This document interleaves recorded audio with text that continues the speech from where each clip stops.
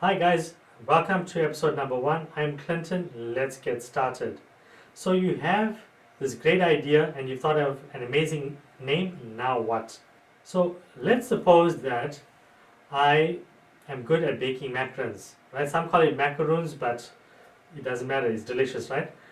So in this hypothetical situation, I can actually bake and I've decided to start this business, right? So I've thought of the name simply macaron.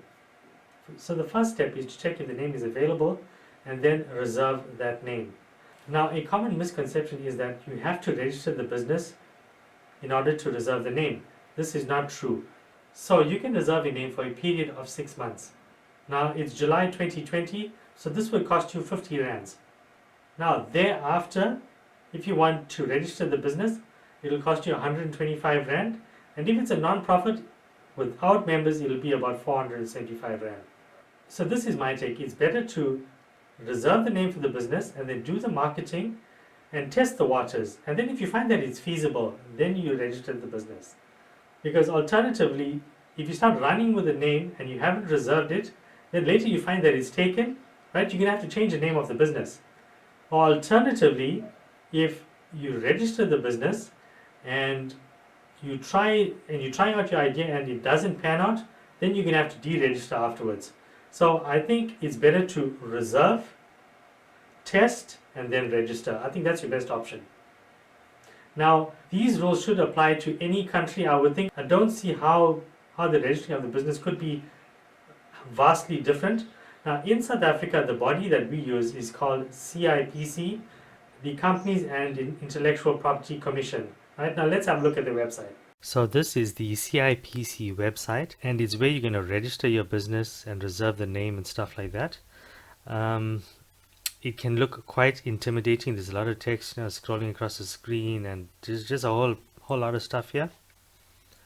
And I'm going to show you firstly how to check if the name is available or see what businesses are registered with a similar name.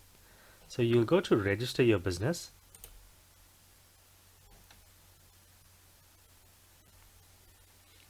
And then scroll down to log into my account.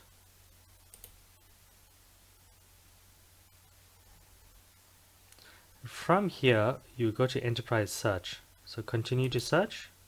So you don't have to log in for this. Now, in our example that we're using for the series, it's simply macaron, search by enterprise name, simply macaron,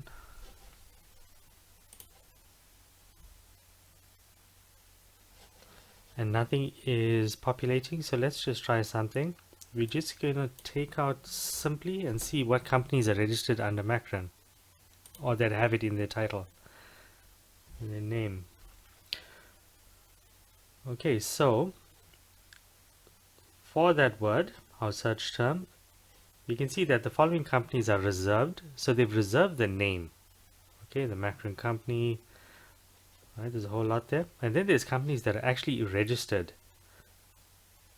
There you have it there. And you can see when they were registered as well. So 2016, 2014. So from this, you'll know if the name is taken or not, or if there's a company with a similar name.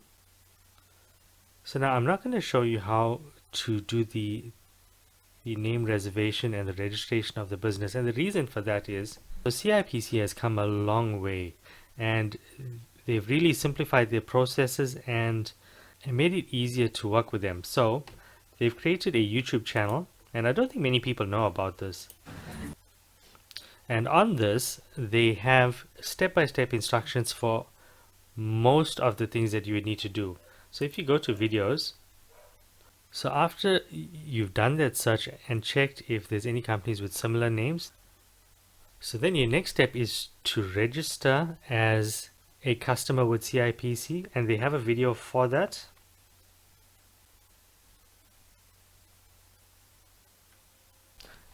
So here's it here, how to register as a Cipc services customer. Then once you do that, you would watch the video on how to reserve a company name.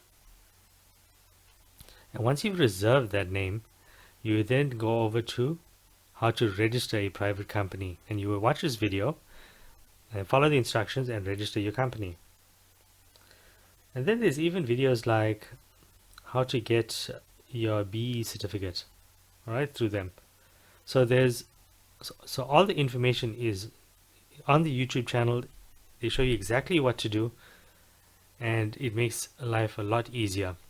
Okay guys, if you found this information useful, please like and share it with your friends, right? And I'll see you in the next episode.